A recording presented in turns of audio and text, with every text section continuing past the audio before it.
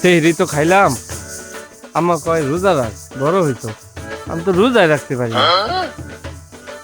খিদা পাইছে, বাজারে যাই, গিয়ে দিই দোকানপাট খোলা আছে নি, মাইরা দিব না সামনে।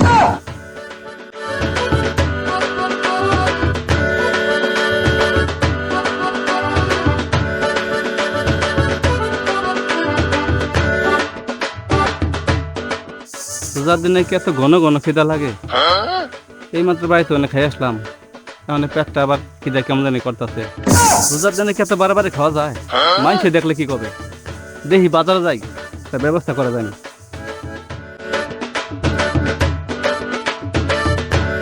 আরে দোস্ত, কি অবস্থা? এই তো ভালো দোস্ত, তুমি আছো কেমন? আসলি ভালো। রোজা নাকি? রোজার দিন রোজা থাকবো না তুই?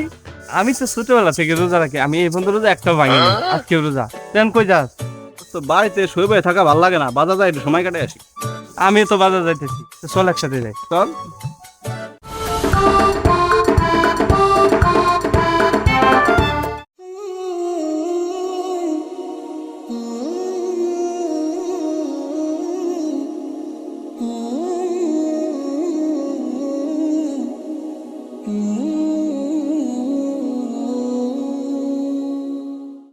আসসালামু আলাইকুম। ওয়ালাইকুম আসসালাম।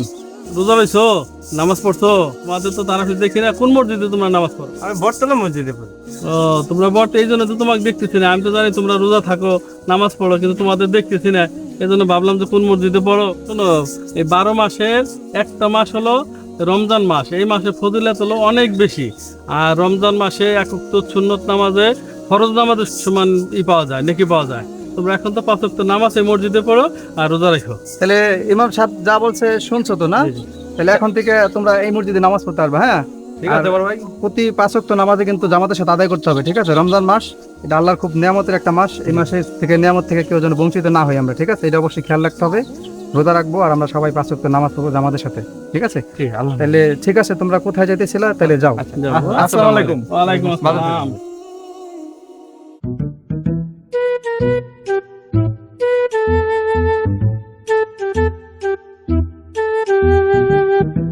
দোস্ত বয়। দোস্ত বাহ, ভালো একটা পরিবেশ আছে। হ্যাঁ বস, ভালো লাগবে না, গরম লাগতেছে রে। ঠান্ডা জায়গা আছে।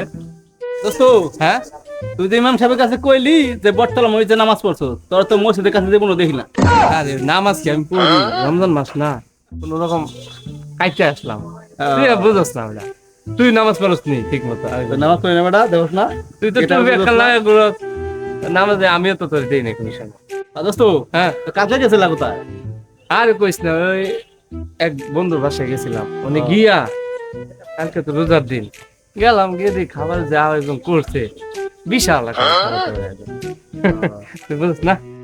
দোস্ত, হ্যাঁ, তুই থাক, আমার একটু কাজ আছে। কই যাবি? বাজারের পাশে একটু কাজ আছে। যা। যাক, আল্লাহ ভালো হয়েছে গেছে। কি দেয় আর সহ্য করতে পারতেছি না। এক কাজ করি, এই ফাঁকে আমি মাইরে আসি। যাই।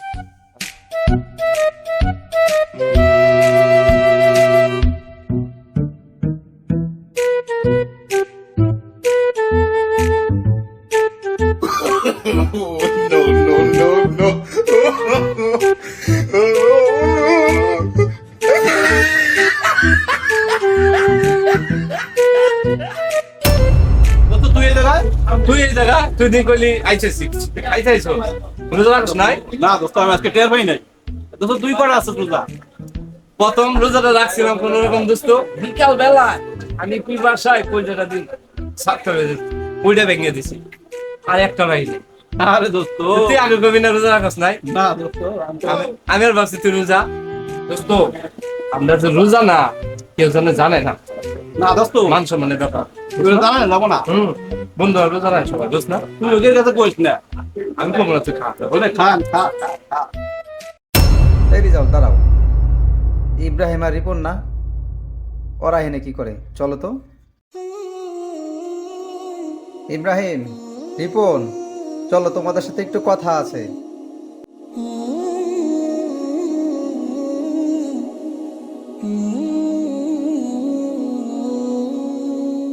ইমাম সাহেব ভিতরে আসেননি?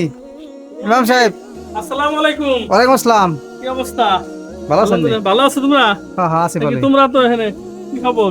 ভালো আছেন? হ্যাঁ ইনশাল্লাহ ভালো আছি। ইব্রাহিম, ওই নামাজ পড়লাম আসর তো তোমাদের তো মসজিদ দেখলাম না, তোমরা কোন মসজিদ নামাজ পড়ছো? আজকে নামাজ পড়ি নাই। ওরা নামাজ পড়বে কি, বাবু দুজনে দেখলাম যে ওরা দুজনে এই দুপুর সময় হোটেল থেকে দুজনে খাইয়ে বেরাইলো। এই জন্য দেখা আমি আপনার কাছে নিয়ে এসেছি যে ইমাম সাহেব ওদের কিছু বলুক, ওরা যেন এই কাজ আর না করে।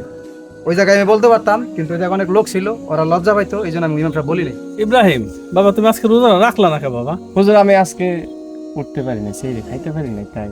তুমি আজকে রোজাটা তুমি যে রাখলা না, এই রোজাটা তুমি আর পাবা আজকে না হয় তুমি যদি ইন্তেকাল করো, তাহলে তোমার রোজা ছাড়া বেরোজা হিসেবে তোমার মৃত্যুবরণ হবে। আর রোজাটা যদি তুমি কষ্ট করে রাখতা, তাহলে তোমার মনে করো রোজা অবস্থায় তোমার মৃত্যু হইতো। আল্লাহ কখন কারে নিয়ে যাবে এটা তো বলা যায় না বাবা। তোমরা তো রোজা বলছো যে রোজা ছিলাম, কিন্তু তোমরা এক হলো তোমরা রোজা রাখো নাই, মিথ্যা কথা বলছো, এটা তোমাদের একটা গুনাহ হবে। আর তোমরা রোজা রাখো নাই, এটার একটা গুনাহ হবে। ইব্রাহিম, রিপন, তোমরা দুইজন তো আল্লাহ দিলে শরীর স্বাস্থ্য ভালো আছে, দেখে তো মনে হয় না তোমাদের কোনো বড় ধরনের কোনো রোগ আছে, ঠিক আছে? শরীর স্বাস্থ্য ভালো, তোমাদের দেখে রোগাও মনে হয় না। তোমরা এই রোজা দুটা ভাঙছো, তোমরা কি জানো এই রোজা দুটা বাকি জীবনে তোমরা পাবা না। যেই দিনটা আমাদের চলে যায় সেই দিনটা আমাদের আর বাকি জীবনে আমরা ফেরত পাবো না।